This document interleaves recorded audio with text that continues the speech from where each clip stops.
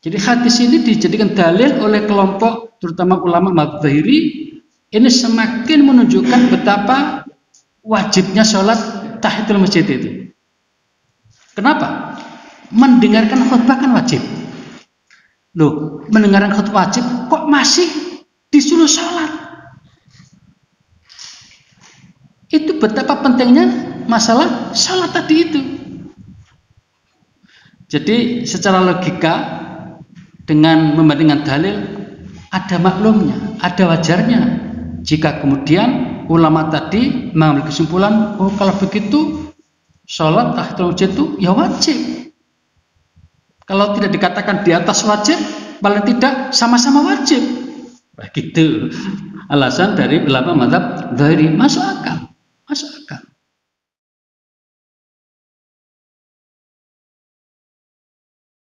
Assalamualaikum warahmatullahi wabarakatuh.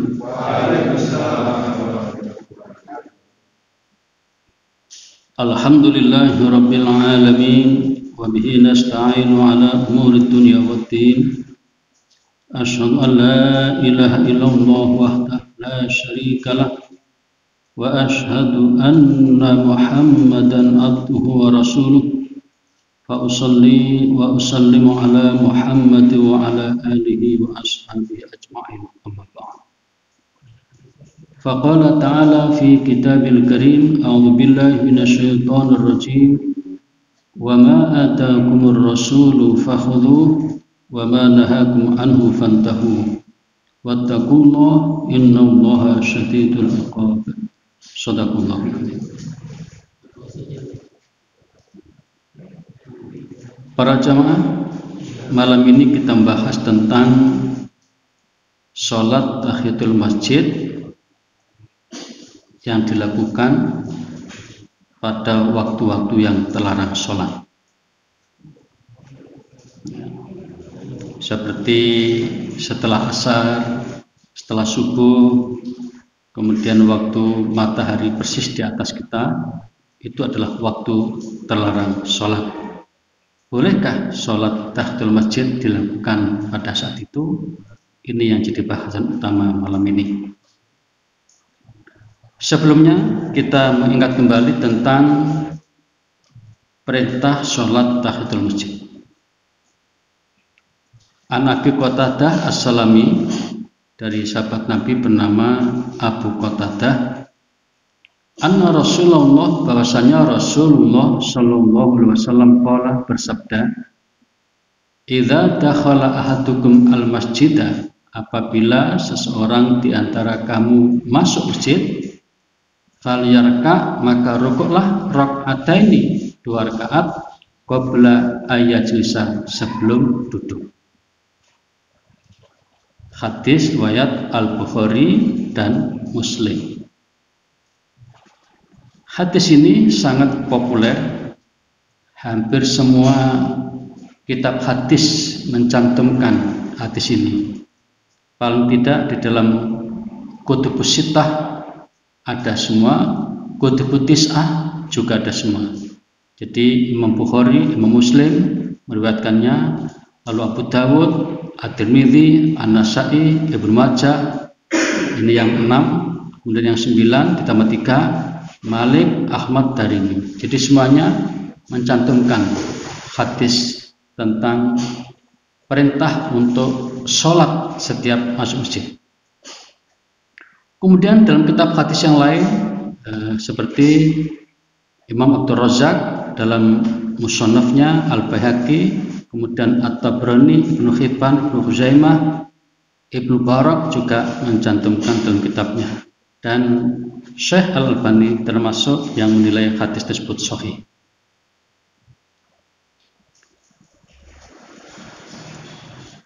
Hadis tersebut menjelaskan tentang perintah melaksanakan sholat 2 rakaat setiap memasuki masjid sebelum duduk. Para ulama al-fiqih menamai sholat ini dengan sholat tahiyatul masjid. Jadi ini penting untuk kita pahami dengan baik makna tahiyatul masjid, menghormati masjid. Kalau ini sudah kita pahami, nanti enak di belakang memahaminya. Nah, lalu bagaimana hukumnya? Rupanya di kalangan ulama ada dua pendapat. Sebagian ulama mengatakan hukumnya wajib, sementara ulama yang lain mengatakan sunnah. Itu tentang sholat tahiyatul masjid. Nah, berikut ini akan dibahas mengenai alasan-alasan ulama yang mengatakan bahwa sholat tahiyatul masjid itu wajib. Juga dibahas apa alasan ulama yang mengatakan bahwa sholat tahiyatul masjid itu sunnah.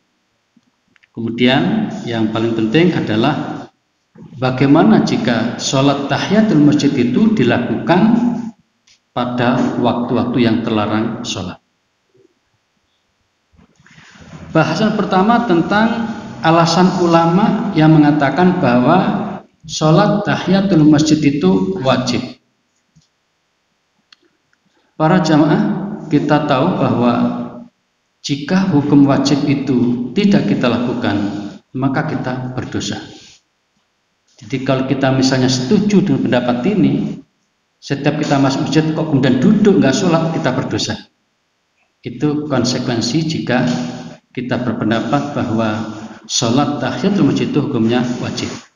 Tapi baiklah, mari kita ikuti dulu apa alasan ulama ini sehingga berpendapat bahwa hukum sholat tahiyatul masjid itu wajib. Ulama dari kalangan mazhab Zahiri di luar 4 mazhab berpendapat bahwa hadis tersebut menunjukkan perintah wajib untuk melakukan sholat 2 rakaat setiap memasuki masjid. Menurut kaidah usul fikih bahwa pada asalnya perintah itu menunjukkan wajib. Karena sholat tahiyatul masjid itu diperintahkan, maka berarti hukumnya wajib. Nah, selain itu ada hadis lain yang melarang duduk sebelum sholat 2 rakaat saat memasuki masjid. Jadi hampir sama tapi dibalik. Hadis ini berbunyi, idza dakhala ahadukum al-masjidah, apabila seseorang di antara kamu masuk masjid, fala yajlis, penekanannya adalah jangan duduk. Kalau tadi penekanannya perintah sholat. Kalau tadi sholatlah sebelum duduk. Yang ini jangan duduk sebelum sholat. Tapi sama maksudnya, perintah sholat. Jadi dibalik. Hadis riwayat Muslim. Jadi jangan sampai duduk sebelum sholat 2 rakaat setiap memasuki masjid. Hadis ini juga dijadikan sebagai penguat untuk menyatakan bahwa sholat tahiyatul masjid itu hukumnya wajib. Kemudian ada satu lagi hadis para jamaah yang paling dianggap sangat kuat ya, untuk mengatakan bahwa sholat tahiyatul masjid itu hukumnya wajib. Hadis berikut ini. Hadis ini diriwayatkan oleh Al-Bukhari. Dakhala rajulun, seseorang masuk masjid. Suatu ketika ada seseorang masuk ke masjid. Wan nabiyu, dan Nabi saat itu Nabi sallallahu alaihi wasallam yahtubu, sedang berkhutbah, khutbah Jumat ceritanya. Faqala, maka Nabi mengatakan, berkata atau menegur, as-sholaita, apakah engkau sudah sholat? Qala la, orang tadi mengatakan belum. Qala, Nabi mengatakan, kum, berdirilah. Fasol di rakaat, kemudian sholatlah 2 rakaat. Hadis ini kalau kita pahami dengan lebih jauh para jamaah, maka akan muncul hukum-hukum baru. Bayangkan kalau kita dramatisir dalam cerita ini. Jadi ketika Nabi sedang dalam keadaan berkhutbah, bayangkan khutbah Jumat. Nabi khutbah Jumat, ada sahabat yang telat, lalu masuk masjid langsung duduk. Nabi menghentikan khutbahnya, bayangkan. Hanya untuk menegur sahabat tadi itu. Mungkin dalam bahasa berita itu breaking news. Ya, memotong berita, memotong khutbah, breaking khutbah. Dipotong khutbahnya itu. Nabi menegur orang kepada sahabat itu. Wahai saudara, apakah Anda sudah sholat? Kok langsung duduk itu? Maka dijawab, belum ya Rasul. Ya sudah, berdiri, sholat dulu 2 rakaat. Coba bayangkan. Jadi hadis ini dijadikan dalil oleh kelompok terutama ulama mazhab Zahiri. Ini semakin menunjukkan betapa wajibnya sholat tahiyatul masjid itu. Kenapa? Mendengarkan khutbah kan wajib. Loh, mendengarkan khutbah wajib kok masih disuruh sholat? Itu betapa pentingnya masalah sholat tadi itu. Jadi secara logika dengan membandingkan dalil ada maklumnya, ada wajarnya. Jika kemudian ulama tadi mengambil kesimpulan, oh kalau begitu sholat tahiyatul masjid itu ya wajib. Kalau tidak dikatakan di atas wajib, paling tidak sama-sama wajib. Begitu alasan dari ulama mazhab Zahiri. Masuk akal, masuk akal. Inilah kelompok pertama yang memandang bahwa sholat tahiyatul masjid itu hukumnya wajib. Nah, pendapat ini dianut oleh ulama mazhab Zahiri. Ini bisa kita baca dalam kitab Nailul Awtar karya Imam Asy-Syaukani dan juga Al-Mubarakfuri dalam kitabnya Tuhfatul Akhwadhi. Nah, sekarang mari kita ikuti jalan pikiran ulama yang mengatakan bahwa sholat tahiyatul masjid itu hukumnya sunnah, tidak wajib seperti kata ulama yang tadi. Apa alasannya? Nah, para jamaah, ketika kita membaca kitab fikih, maka ternyata mayoritas ulama, sebagian besar ulama berpandangan bahwa sholat tahiyatul masjid itu hukumnya sunnah, tidak sampai wajib. Bahkan 4 imam mazhab, mulai mazhab Hanafi, Maliki, Syafi'i, Hambali, semuanya berpendapat sunnah. Tidak ada yang mengatakan wajib. Siapa tadi mengatakan wajib? Mazhab Zahiri. Tapi mulai semakin terkenal mazhab Zahiri ini. Ya. Artinya yang masih ada hingga sekarang. Jadi sebenarnya mazhab itu kan banyak. Bisa puluh-puluhan ya. Tapi yang masih bertahan itu ya 4 tadi itu, 4 mazhab itu ditambah dengan mazhab Zahiri. Nanti kalau di Syiah ada lagi satu lagi yang terkait dengan mazhab Syiah itu apa namanya itu? Syekh. Sehingga nanti ada buku 5 mazhab. Biasanya kalau 5 mazhab itu yang satu mazhab Syiah. Baik para jamaah, mari kita gali apa alasan mayoritas ulama sehingga berpendapat bahwa sholat tahiyatul masjid itu hukumnya sunnah. Pertama, ini hadisnya. Hadis riwayat Al-Bukhari.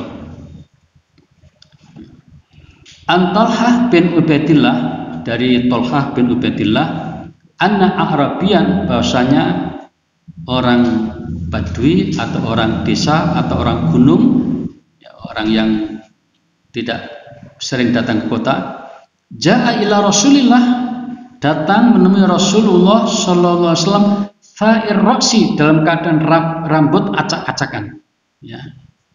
Faqala, kemudian berkata atau bertanya, ya Rasulullah, ya Rasul, akhbirni, tolong beritahukan kepadaku, madza faradallahu alayya minas shalah, sholat yang diwajibkan atasku itu sholat apa saja.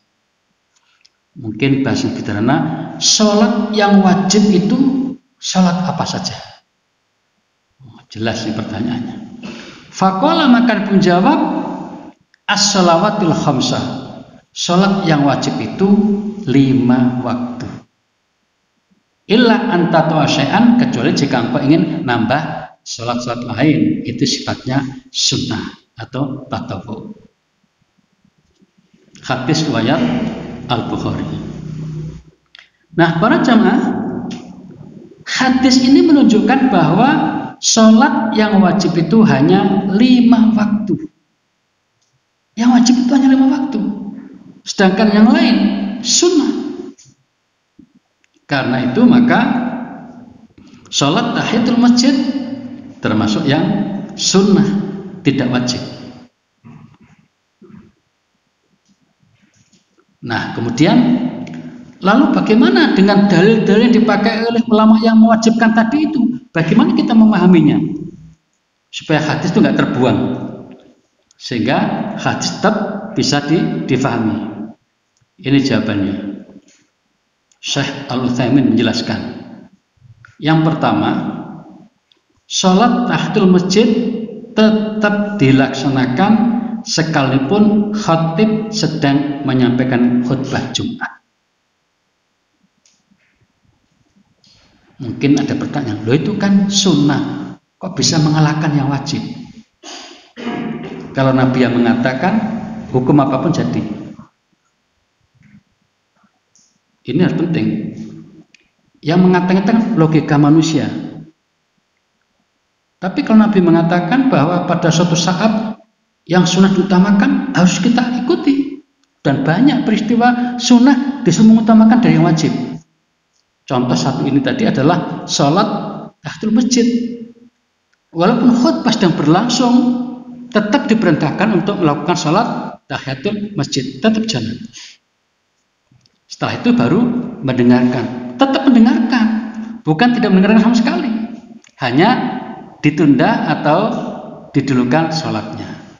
Sekarang apalagi contohnya, waktu kita buka puasa, ketika azan dikumandangkan, habis azan yang wajib kan sholat. Tapi apa yang kita lakukan? Sholat atau makan dulu? Berbuka dulu. Berbuka itu wajib apa sunnah? Sunnah. Berbuka itu adalah sunnah. Mendahulukan, maksudnya mendahulukan, mentakjil itu adalah sunnah. Loh kok disundulukan dari yang wajib? Itulah Nabi yang mengatakan. Nabi biasanya kalau Ramadan begitu maghrib tiba maka berbuka dulu, baru kemudian sholat maghrib. Bahkan nanti ada hadis lain di luar Ramadan ini. Ketika Anda sudah disodorkan sebuah makanan, sudah siap, dan Anda juga daripada kewajiban sholat, mana didulukan? Makan. Padahal makan kan sunnah. Nah, itu ada maksudnya supaya orang itu tenang pikirannya. Jangan sampai pada saat sholat ikat makan. Lebih baik waktu makan ingat sholat. Nah, itu jadi dalam hal seperti ini kita harus mengikuti hadis dulu seperti apa hadis itu, sehingga nanti ada semacam perkecualian dalam hukum itu. Dan nanti ada kasus lagi yang seperti tidak masuk akal, wajib kok kalah dengan sunnah, seperti sholat id jatuh pada hari Jumat. Apa yang terjadi? Kata Nabi, kepada warga-warga tertentu yang kira-kira mengalami kesulitan, boleh tidak usah Jumatan. Yang tadi sudah ikut apa? Sholat id. Nah, di sini ulama beda pendapat, tapi kebanyakan ya cukup sholat zuhur di tempatnya masing-masing. Seperti itu. Padahal Jumat kan wajib. Tapi kok dibebaskan gara-gara sholat id tadi itu. Nah, seperti itu. Jadi kasusnya mirip ini. Jadi walaupun mendengarkan khutbah itu hukumnya wajib, tetapi sholat tahiyatul masjid itu sangat penting.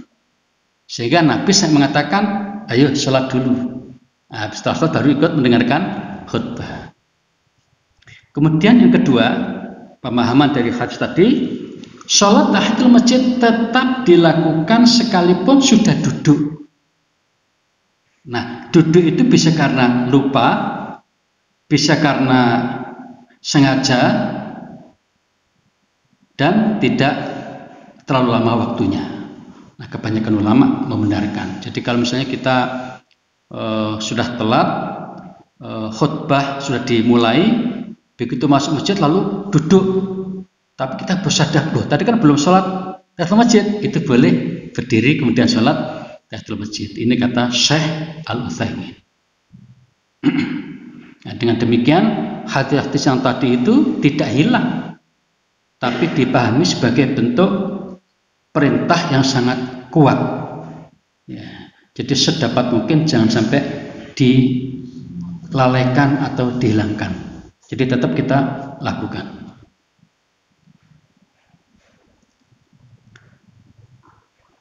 Nah, kemudian ada satu lagi hadis para jamaah yang ini sangat ampuh ya, dijadikan dalil oleh kelompok ulama mayoritas untuk mengatakan bahwa sholat tahiyatul masjid itu hukumnya hanya sunnah, tidak sampai wajib. Hadisnya agak panjang ya, agak panjang. Nah, hadis ini saya terjemahkan langsung aja dari Abu Waqid Al-Laitsi, bahwasanya Rasulullah SAW pada suatu ketika duduk di masjid. Nah, ini duduk di masjid dan orang-orang bersamanya. Nah, saya menggambarkan Nabi sedang menggelar pengajian tatap muka. Oh, gitu. Jadi Nabi duduk, orang-orang pada bersamanya. Nabi ngasih tausiah atau pengajian. Nah, tiba-tiba di tengah-tengah Nabi presentasi ngasih pengajian tadi itu, datanglah 3 orang. Datang 3 orang menyusul. Mungkin kalau kita dramatisasikan di depan pintu situ 3 orang itu ingin bergabung. Nah, dari 3 orang itu yang 2 masuk, yang 1 masih di luar. Nah, 2 yang masuk itu, yang 1 langsung cari tempat di depan yang kosong, sangat bersemangat ingin dekat dengan Nabi mendengarkan tausiahnya. Yang 1 duduk di belakang sana sambil layah-layah, pokoknya setengah-setengah ngajinya. Nah, yang tadi 1 di luar tadi itu malah pulang, nggak jadi ikut ngaji. Nah, Nabi membiarkan saja itu terjadi peristiwa itu, 3 orang itu. Setelah selesai semacam pengajian tadi itu, Nabi lalu bertanya atau menawarkan berjamaah, wahai saudara, maukah kalian saya beritahu tentang status 3 orang tadi itu? Kemudian Nabi menjelaskan, yang pertama, orang yang sangat bersemangat sehingga mengambil tempat di depan untuk mendengarkan pengajian tadi itu, orang itu sama dengan ingin bertemu kepada Allah. Maka Allah pun sangat bersemangat menemui orang yang itu tadi. Jadi sangat tinggi, sangat terhormat. Jadi orang yang bersemangat untuk ngaji itu, kata Nabi, sama dengan bersemangat ingin ketemu dengan Allah Subhanahu wa Ta'ala. Maka Allah pun menyambut dengan sangat bersemangat pada orang tadi itu. Adapun orang yang kedua tadi itu, yang setengah-setengah ngajinya, mungkin malu-malu segala macam, maka Allah pun malu menemui orang tadi itu. Jadi mungkin ditemui tapi malu-malu, sehingga tidak dengan semangat, tidak dengan penuh keakraban, penuh kehangatan, misalnya kayak gitu. Dan yang ketiga, adapun orang yang langsung pulang tadi, Allah tidak ngereken lagi. Ini bahasa kasarnya itu. Allah pun berpaling dari orang tadi itu. Ini hadis riwayat Al-Bukhari dan Muslim. Nah, yang perlu kita catat yang pertama bahwa betapa terhormatnya orang yang ingin mengaji, yang suka ngaji itu. Nah, apa hubungannya dengan sholat tahiyatul masjid? Nah, di sini yang menarik. Yang menarik adalah ketika orang tadi 3 orang, 2 masuk, langsung duduk, tidak diperintahkan Nabi sholat. Nabi membiarkan orang tadi langsung duduk. Ini perbincangan ulamanya di sini. Oh, berarti sholat tahiyatul masjid itu tidak sampai wajib. Buktinya 2 sahabat yang masuk tadi dibiarkan langsung duduk. Itu ceritanya. Atas dasar ini, maka berarti dalam kondisi-kondisi tertentu, maka orang boleh untuk tidak sholat. Salat tahiyatul masjid boleh tidak dilakukan. Tapi dalam kondisi-kondisi yang memungkinkan tetap ditekankan, diharuskan untuk sholat tahiyatul masjid. Inilah dalil yang dianggap sangat kuat oleh kelompok kedua yang mengatakan bahwa sholat tahiyatul masjid itu hukumnya hanya sunnah. Nah, sekarang para jamaah, bagaimana jika sholat tahiyatul masjid itu dilakukan pada saat waktu terlarang? Sebelum itu saya sampaikan lagi, ini dulu pernah kita singgung, tentang keberadaan sholat tahiyatul masjid. Ini ada tambahan keterangan ini. Imam An-Nawawi menjelaskan bahwa sungguh pun sholat tahiyatul masjid itu sangat ditekankan. Ingat, tahiyatul masjid itu artinya menghormati masjid. Nah, salah satu bentuk penghormatan pada masjid adalah ketika masuk masjid tidak langsung duduk, itu, tapi sholat dulu. Jadi sholat sebelum duduk itu menunjukkan penghormatan kepada masjid. Nah, An-Nawawi mengatakan begini, ini menarik para jamaah. Apabila ada orang masuk masjid lalu sholat apapun dianggap sudah tahiyatul masjid. Misalnya subuh, kita gambarkan subuh. Ada orang masuk masjid tiba-tiba langsung qomat. Otomatis tidak ada kesempatan sholat sunnah sama sekali, sehingga bergabung langsung dalam sholat subuh berjamaah. Kata Nawawi, sholat subuh 2 rakaat itu dianggap sudah tahiyatul masjid. Nah, ini yang paling pokok. Yang kedua, begitu masuk masjid masih ada waktu kira-kira 5-6 menit, sehingga memungkinkan sholat 2 rakaat. Maka orang tadi niatnya sholat qobliyah subuh. Ingat, qobliyah subuh itu khairun minat dunia wa ma fiha. Jangan sampai ditinggalkan.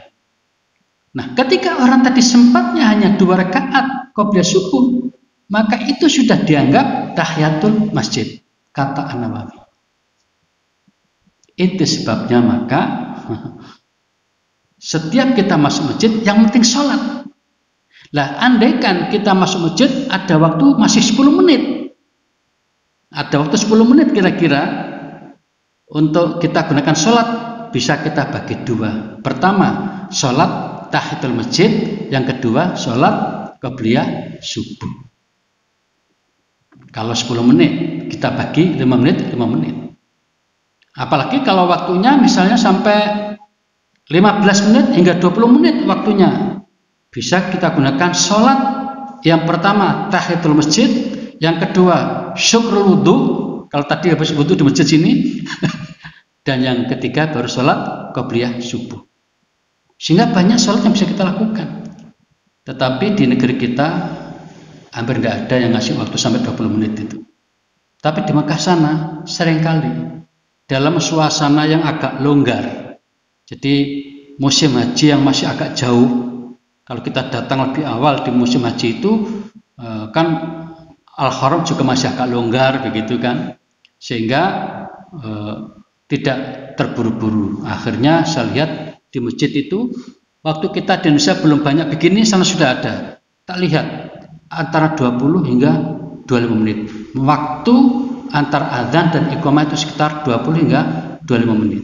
Nah, itu bisa kita gunakan untuk 3 sholat tadi. Pertama, tahiyatul masjid karena baru masuk.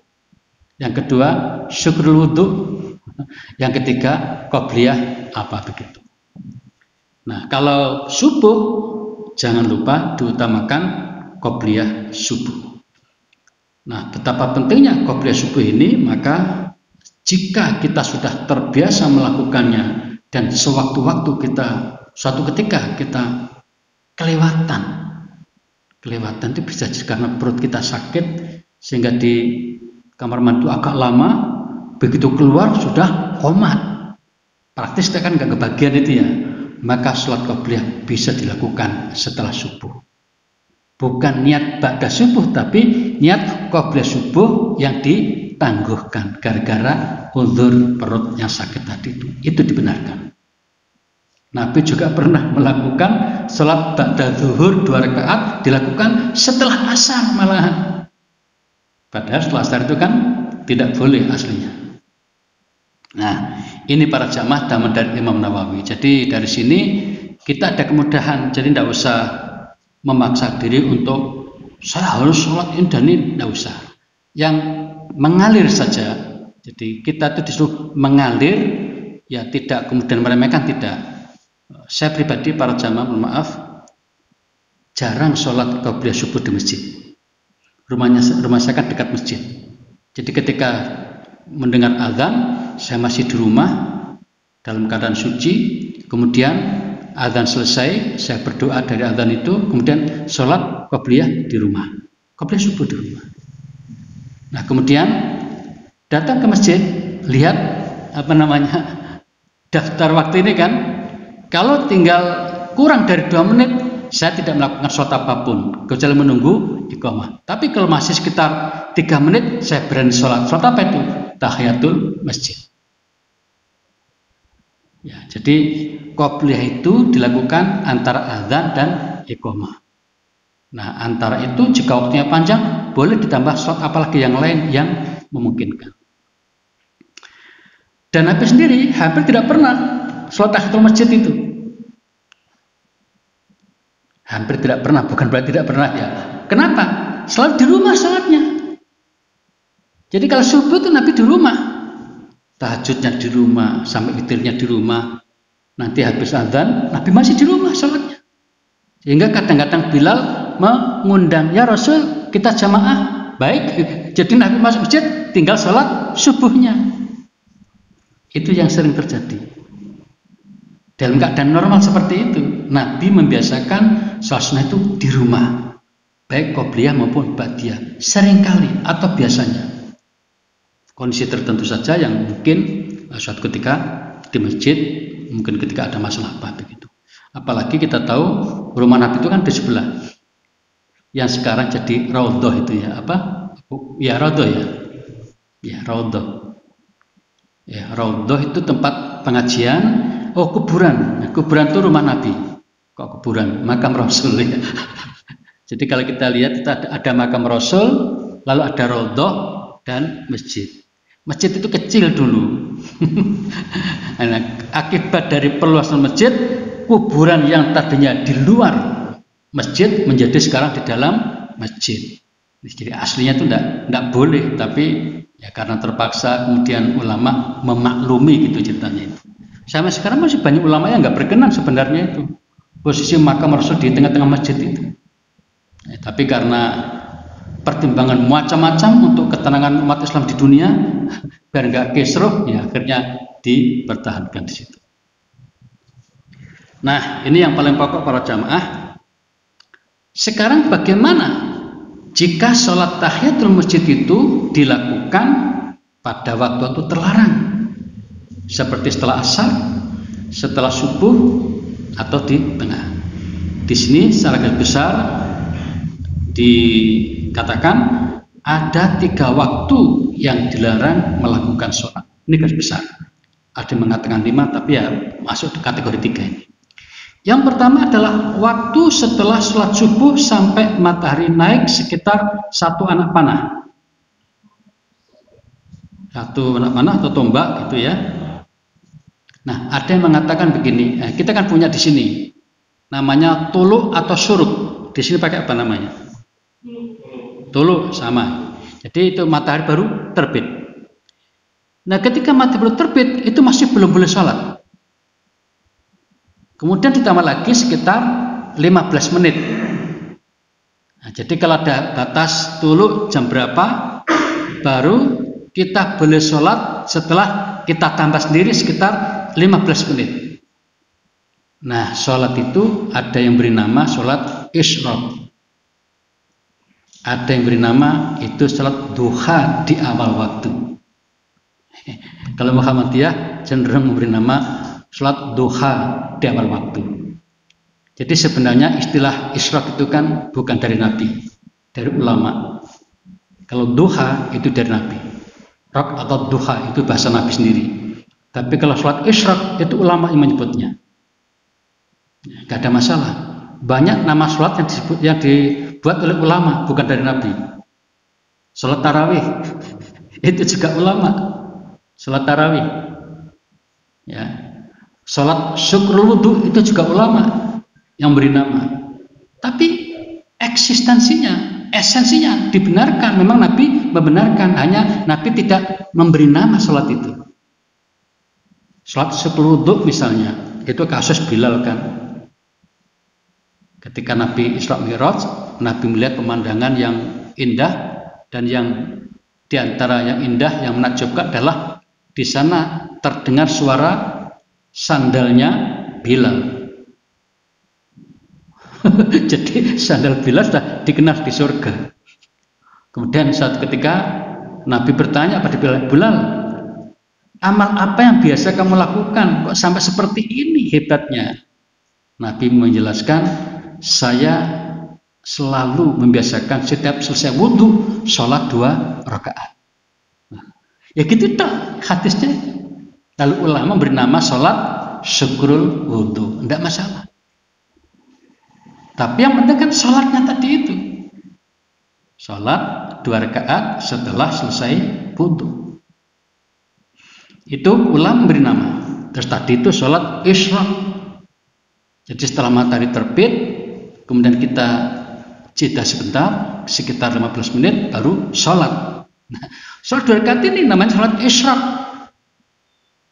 Nah, di Muhammadiyah, di dalam putusan tarjih, cenderung memberi nama itu sholat duha di awal waktu.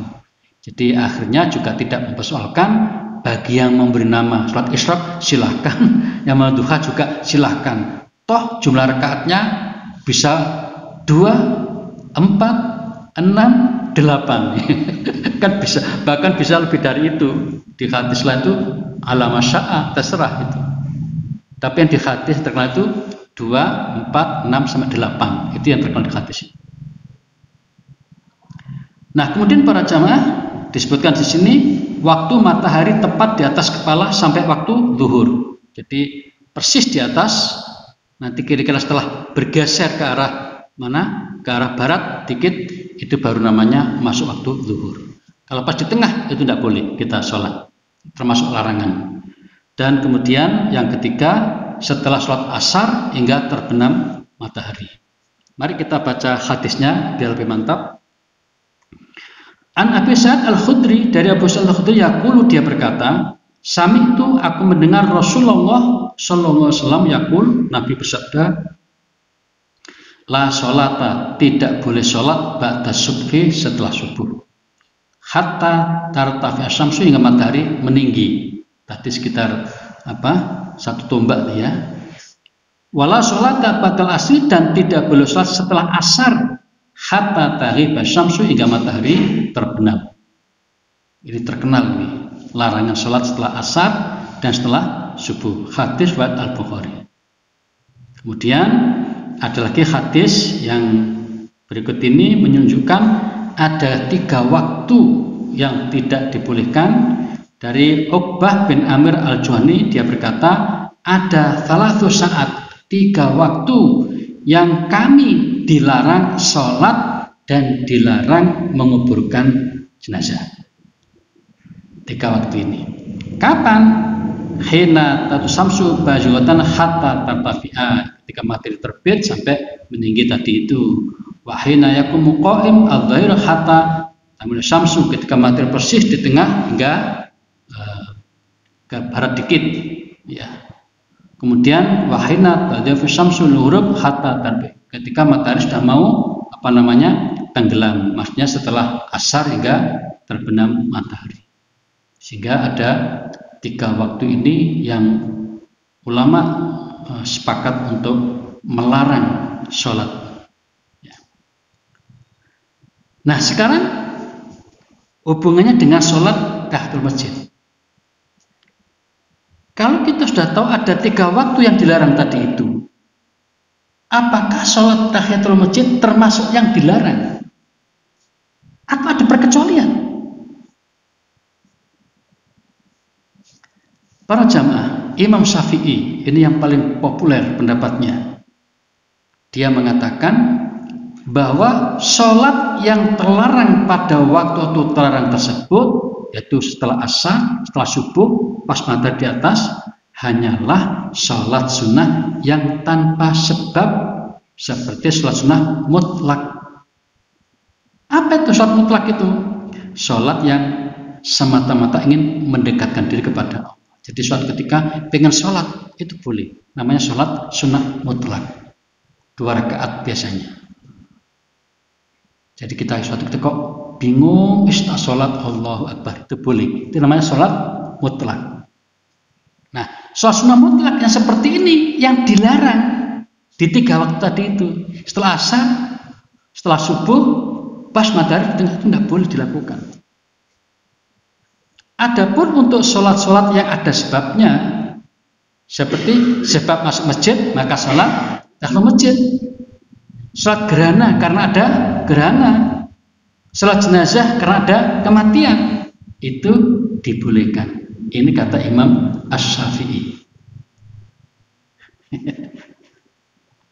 Nah, termasuk dalamnya boleh sujud tilawah, sujud syukur, dan lain sebagainya. Itu dibolehkan. Namun demikian, kita perlu tahu bahwa selain pendapat yang seperti Imam Syafi'i tadi, ada pendapat dari Imam Hanafi dan Imam Maliki yang tetap melarang sholat pada waktu yang terlarang tadi.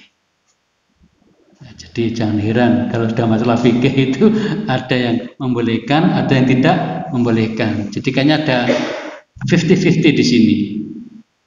Jadi Syafi'i nanti didukung Hambali cenderung membolehkan, Maliki, Hanafi cenderung tidak membolehkan. Ya gara-gara hadis tadi itu, tidak boleh sholat setelah asar, tidak boleh sholat setelah subuh, tidak boleh sholat pada saat di tengah-tengah. Itu dipegang betul oleh mazhab Hanafi dan Maliki. Nah sekarang kenapa Imam Syafi'i berani, ya kan gitu ya? Kenapa Imam Syafi'i berani mengatakan boleh pada ada hadis yang melarang itu? Mari kita ikuti. Menarik berikut ini.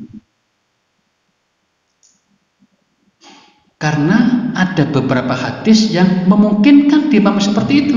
Satu diantaranya adalah hadis Bukhari Muslim an Anas bin Malik, dari Anas bin Malik, kalau dia berkata, qala Nabiullah, Nabi sallallahu alaihi wasallam bersabda, man nasya sholatan, barang siapa lupa sholat, awnama atau tertidur, anha sehingga tidak melakukan sholat, fakafaratuha maka kafaratnya, tebusannya, aisoliyaha dia harus sholat, idza dzakaraha apabila dia ingat. Ini tidak menyebut waktu sama sekali. Jadi kalau ada orang lupa, misalnya para jamaah siang-siang yang sering terjadi itu kan, misalnya jam 11 kita kerja begitu asiknya, baru selesai jam 3 atau setengah 4, lupa tidak sholat zuhur. Maka pada saat itu yang bagus andaikan kita sadar, maka langsung sholat zuhur baru asar, itu paling ideal. Tapi masalahnya bagaimana jika kita sadarnya setelah sholat asar? Begitu masalahnya. Kalau dia sadar setelah sholat asar baru, loh aku tadi kan belum zuhur, maka dibolehkan sholat setelah asar. Lah, 2 ulama tadi itu, Hanafi, Maliki, membolehkan kasus yang satu ini. Untuk sholat wajib yang terlupa tadi, yang terlewatkan, itu boleh dilakukan di waktu terlarang karena memang baru sadar di saat itu. Nah, ada lagi hadis berikut ini para jamaah. Nah, an Ummi Salamah, dari Ummi Salamah ini istri Nabi, sehingga tahu betul bagaimana keadaan Nabi di rumah. Sholat Nabi sallallahu alaihi wasallam pernah sholat ba'dal asri setelah asar. Coba bayangkan, Nabi sendiri pernah sholat setelah asar, rakaataini 2 rakaat. Waqala, kemudian Nabi mengatakan, sawalani Nasr bin Abdul Qais an rakaataini ba'da dzuri.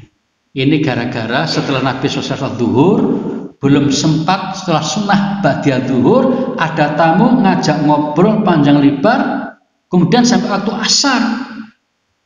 Dan hingga waktu sholat asar, kemudian berjamaah asar, Nabi baru ingat bahwa belum sholat ba'diyah duhur. Maka ba'diyah duhur dilakukan setelah asar. Niatnya bukan sholat ba'diyah asar, tapi nebus, apa bahasa lainnya itu ya, mengganti yang tadi hilang ba'diyah duhur itu dilakukan pada saat ba'diyah asar. Ini hadis Bukhari.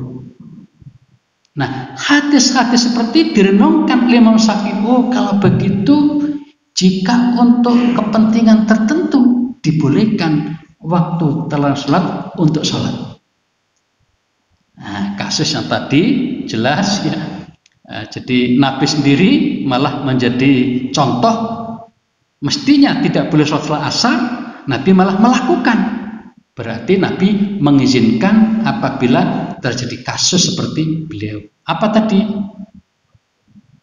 Terlupa atau ya ada udzur tertentu, sehingga itu bisa dilakukan pada waktu yang seharusnya tidak boleh menjadi dibolehkan. Itu sebabnya maka Imam Syafi'i berpendapat, oh kalau begitu yang dimaksud dengan 3 waktu terlarang sholat adalah sholat-sholat yang sifatnya mutlak, yang tidak ada sebabnya. Kalau ada sebabnya boleh, tapi kita kata Imam Syafi'i. Tetapi tetap saja kita harus tahu bahwa ada pendapat dari Hanafi dan Maliki yang tetap cenderung tidak boleh. Nah, para jamaah di kalangan Muhammadiyah ini juga 50-50 kelihatannya masalah seperti itu. Saya sendiri merasakan mungkin 30 tahun ya, cenderung pada pendapat siapa tadi, Hanafi Maliki. Saya tidak berani. Jadi kalau saya diundang kuliah maghrib di sebuah masjid gitu, kalau saya datang masih setengah jam sebelumnya, maka saya berdiri, tidak mau duduk. Kenapa? Kata Nabi, jangan duduk sebelum sholat. Saya tidak berani sholat karena tidak boleh sholat setelah asar. Kan begitu ceritanya. Itu kira-kira 30 tahun pendapat itu saya pegangi. Nah, belakangan ini saya mendapatkan merasa dapat mungkin Allah beri petunjuk pada saya atau mengubah pendirian saya dari yang tadinya tidak membolehkan menjadi sekarang membolehkan. Pertama karena faktor pendapat Imam Syafi'i tadi, dan ternyata saya ngecek di Tarjih Muhammadiyah itu pernah dimuat di Suara Muhammadiyah pada tahun 2012 juga mengutip tentang pendapat Tarjih untuk sholat-sholat yang ada sebabnya masih dibolehkan untuk sholat di waktu yang terlarang tadi, sehingga sholat tahiyatul masjid boleh dilakukan setelah asar jika kita masuknya pas waktu setelah asar. Di antara 3 waktu yang sering terjadi adalah setelah asar. Apalagi bagi pengelola masjid yang biasa harus lebih dulu menyiapkan sound system dan itu biasanya kan setengah jam udah masuk masjid duluan.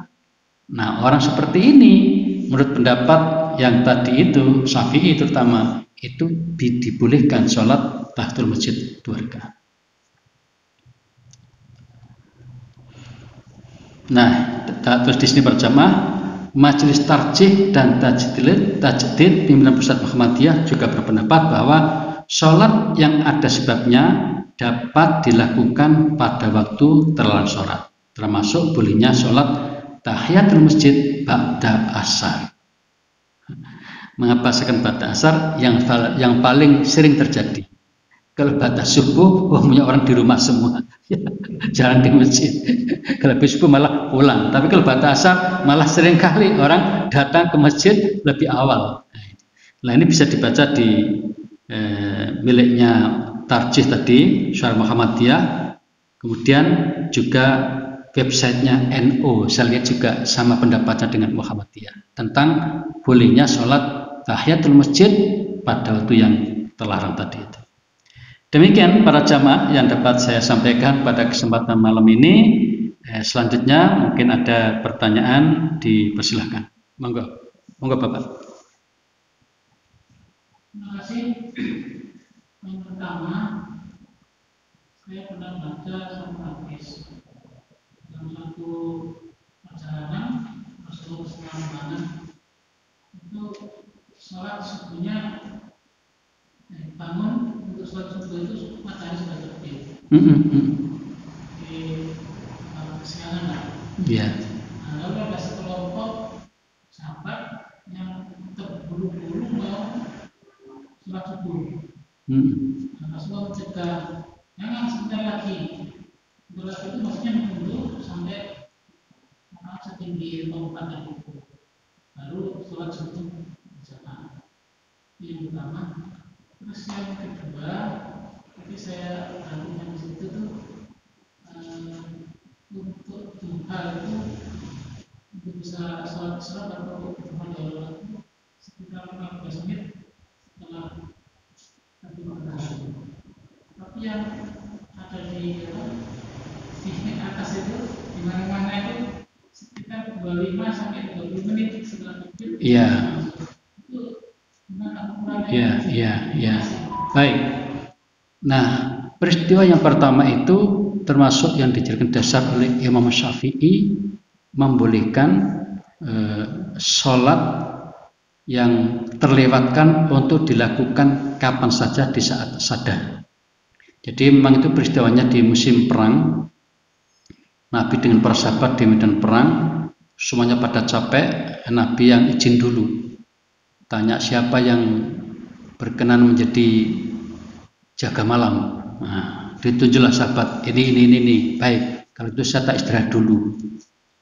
Rupanya para jamaah yang disuruh jaga tadi juga nggak kuat, sehingga semuanya tertidur lelap. Begitu bangun sudah matahari terbit. Nah, diceritakan sudah pokoknya dah habis waktu subuhnya, Nabi tetap menyuruh azan. Sehingga kemudian mengajak sahabat-sahabat sholat subuh di waktu duha. Mungkin kalau bisa kita katakan sekarang mungkin jam 7 atau jam berapa, di luar waktu subuh. Kita itu ada yang ingin segera bangun langsung, tapi dicekal nanti. Jadi langsung apa itu ingat itu nunggu sampai ya, itu memungkinkan. Yang sangat populer itu, yang jelas Nabi sholat subuh di waktu duha, itu yang sangat populer. Nah, rinciannya macam-macam, termasuk diantaranya mungkin seperti itu. Yang intinya kan bahwa walaupun kita kehilangan subuh, maka ketika kita bangun dari tidur itu, ya satu langsung sholat subuh. Itunya di situ sebenarnya. Mungkin di antara kita juga ada yang begitu, kita bangun jam 2, tapi kok rasanya masih sakit semua badan, kan terus tidur. Ya. Lah biasanya waktu adzan udah nggak kedengaran lagi. Saking asiknya kita bangun baru sekitar jam 6 pagi. Hilang kan waktu subuh. Itu maka kita masih diperkenankan atau bahkan diharuskan bahasa kasarnya untuk tetap sholat subuh di waktu duha tadi itu. Nah, tentang proses tadi itu mungkin terkait dengan kata-kata yang lain, bahwa kita tidak dibolehkan sholat pada waktu matahari pas terbit. Mengapa tidak boleh? Itu ada kaitan dengan akidah, yaitu akidah orang-orang tertentu yang suka menyembah pada matahari. Maka waktu terbit tidak boleh, di tengah tidak boleh, ketika mau terbenam juga tidak boleh. Dikhawatirkan umat Nabi itu fokus pada matahari. Makanya di luar yang pas itulah tetap kita dilakukan. Ini saking hati-hatinya ya, menjaga akidah, jangan sampai terbawa kepada pengaruh penyembahan kepada matahari atau dua matahari atau apa namanya. Jadi yang itu termasuk hadis yang dijadikan dasar bahwa sebenarnya kita masih bisa melakukan sholat apapun selama kita masih ada kesadaran, walaupun tidak persis pada waktu yang tepat ya, yang disiapkan. Karena ada inna sholata apa ya, kanat alal mu'minina mau kuota, ya kan gitu. Jadi sudah ditetapkan waktunya. Tapi ketika dalam keadaan kondisi tertentu boleh di luar waktu yang ditetapkan. Itu maksudnya hadis tadi. Kemudian yang kedua tadi tentang apa?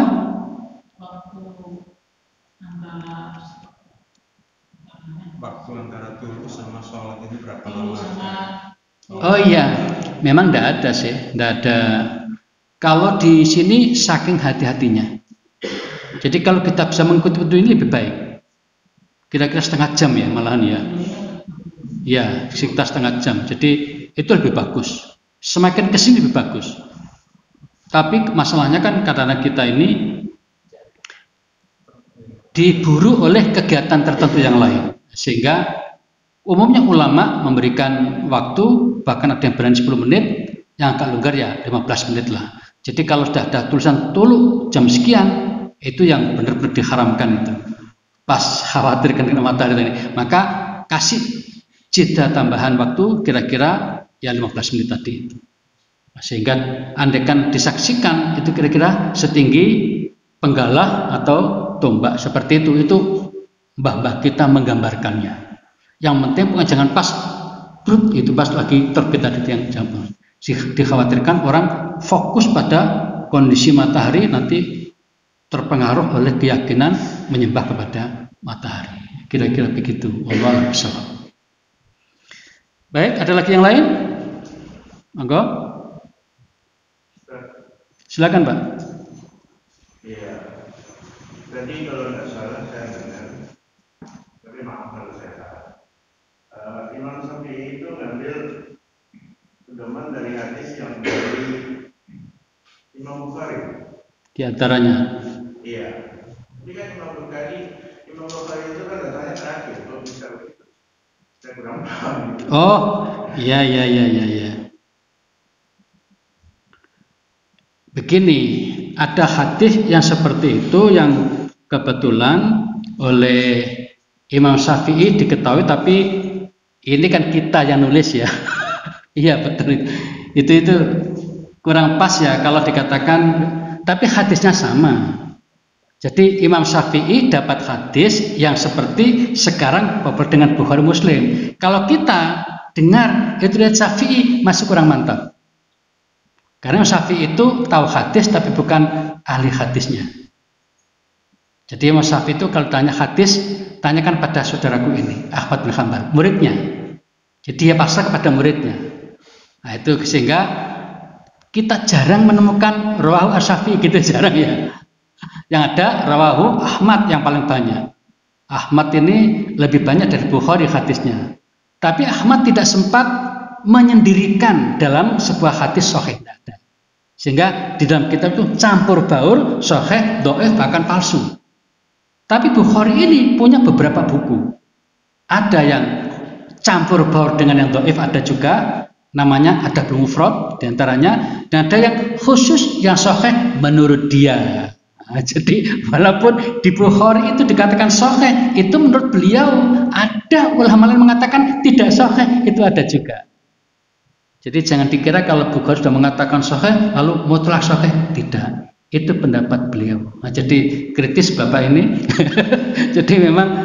Jadi bukan Imam Syafi'i berpendapat pada hadis Bukhari, bukan. Tapi hadis itu yang kemudian populer di belakang hari diriwayatkan oleh Al-Bukhari. Itu kira-kira maksudnya pas. Wallahu a'lam. Iya, benar. Jadi kalau dia dari usia, memang Bukhari ini cucunya ya. Jadi kan begini ceritanya. Imam Syafi'i punya murid Imam Hambali. Imam Ahmad punya murid diantaranya Bukhari itu. Jadi masih jauh dari Syafi'i. Kira-kira masih anak-anak gitu. Syafi'i ketika jadi orang besar, Bukhari masih anak-anak. Kira-kira Allah besar usianya. Ada lagi? Cukup ya. Baik, begitu para jamaah. Jadi intinya di dalam kajian malam ini kita diingatkan bahwa ulama ternyata berbeda pendapat mengenai hukum sholat tahiyatul masjid. Ada yang mengatakan wajib, ada yang mengatakan sunnah. Tetapi mayoritas ulama cenderung pada pendapat sunnah. Sungguh pun demikian, kita juga harus menghormati pendapat yang mungkin tidak sama dengan kita. Khusus tentang sholat tahiyatul masjid, ini para jamaah juga diperdebatkan. Jadi ada ulama-ulama yang walaupun itu sholat ada sebabnya, tapi tetap saja tidak boleh. Itu diantaranya dari ulama kalangan mazhab Hanafi dan Maliki. Nah, yang berani dengan jelas membolehkan adalah Imam Asy-Syafi'i, itu sangat terkenal. Kemudian Imam Hambali juga nanti sangat populer di kitab-kitab oleh ulama-ulama yang cenderung bermadzhab Hambali. Nah, saya tidak ingin mengajak panjenengan bermadzhab mana, tidak. Tapi saya mengajak ngaji kepada semua ulama. Itu misi saya, itu mengajak pada semua ulama kita kaji sepanjang kita sanggup mengkajinya. Nah, kemudian pada tingkatan tertentu jika kita punya kemampuan untuk menyeleksi, kita boleh mengambil di antara pendapat itu yang lebih pas untuk kita itu apa. Misalnya kayak tadi itu pendapat Asy-Syafi'i mungkin ya di antara panjenengan mungkin sama dengan saya, cenderung pada pendapat Syafi'i itu yaitu membolehkan sholat tahiyatul masjid dilakukan kapan saja, termasuk di waktu yang terlarang tadi itu, karena ada sebab masuk masjid. Namun sungguh pun misalnya saya atau mungkin sebagian panjenengan punya pendapat seperti itu, jangan kemudian dianggap semua setuju dengan pendapatnya. Sebab ternyata sudah lebih dari 1000 tahun lalu ada yang nggak mau begitu pendapatnya. Seperti tadi Hanafi, Maliki. Nah, nanti akan berkembang. Bagaimana dengan sholat jenazah? Sama. Sholat jenazah ini, kalau menurut saya, jika memungkinkan jangan dilakukan di waktu yang terlarang, walaupun boleh. Nah, kecuali orang yang mepet itu seperti apa? Misalnya para jamaah di antara kita ada yang masih aktif bekerja di kantor atau di mana begitu. Nah, ada orang yang meninggal malam hari dan direncanakan akan disolati sekitar jam 9 pagi. Padahal kita harus berangkat pagi-pagi. Bolehkah kita habis subuh itu kemudian datang ke rumah orang tadi sholat jenazah lebih dulu daripada yang lain? Nah, di sini mazhab Syafi'i menjadi penting. Dibolehkan karena kasus kematian. Tapi tetap saja harus ada ruang di dalam pikiran kita, ada orang lain yang mungkin tidak sependapat, itu harus. Sehingga kita itu bisa mentoleransi dengan orang lain dan kemudian bisa menghormati orang lain. Demikian para jamaah yang bisa saya sajikan. Terima kasih atas kebersamaannya. Mudah-mudahan bisa memberikan pencerahan kepada kita semua. Kita akhiri dengan doa kafaratul majlis. Subhanakallahumma bihamdika asyhadu an la ilaha illa anta astaghfiruka wa atubu ilaik. Terima kasih. Wassalamualaikum warahmatullahi wabarakatuh.